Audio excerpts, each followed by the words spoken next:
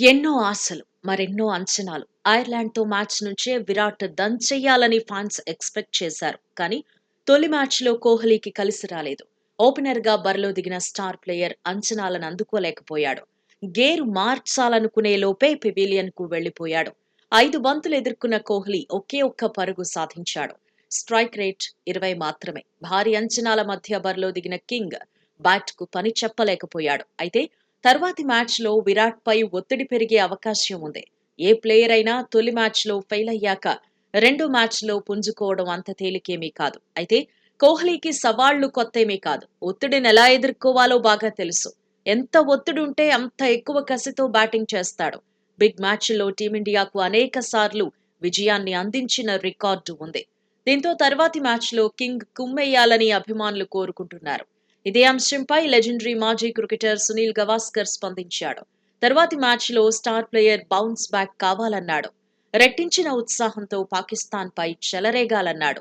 ఐర్లాండ్‌పై fail అయినా పాకిస్తాన్‌పై భారీ score సాధించాలి అన్నాడు. అభిమానుల అంచనాలకు మించి హిట్ అవ్వాలన్నాడు. అంతర్జాతీయ క్రికెట్లో Kohli, Steve Smith, Babar Azam, Joe Root వంటి వారు ప్రత్యేకమన్నాడు. ఒక మ్యాచ్‌లో విఫలమైన తర్వాతి మ్యాచ్‌కే పుంజుకుంటారన్నాడు. పాకిస్తాన్‌పై కోహ్లీ అత్యుత్తమంగా రాణించే అవకాశం ఉందన్నాడు.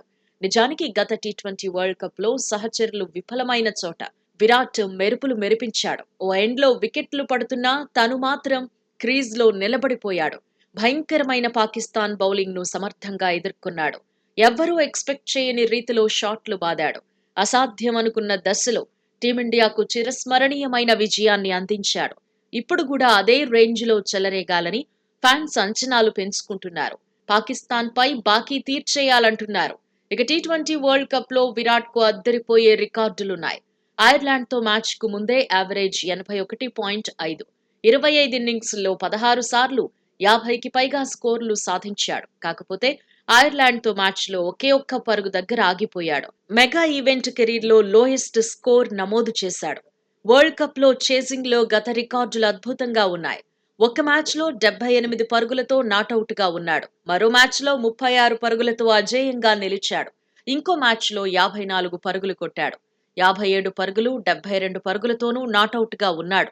చేజింగ్‌లో 55 పరుగులు, 82 పరుగులు కూడా సాధించిన మ్యాచ్లున్నాయి.